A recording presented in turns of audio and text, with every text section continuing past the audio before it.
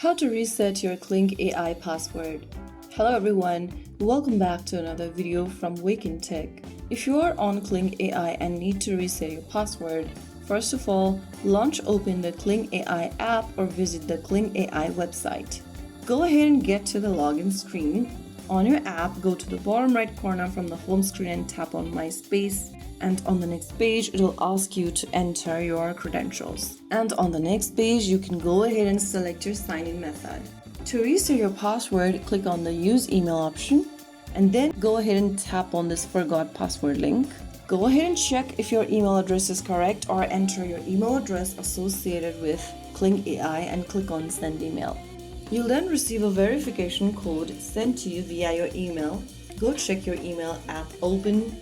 Look for the Kling AI verification code and type it down. Once you do that, you'll get to change your password.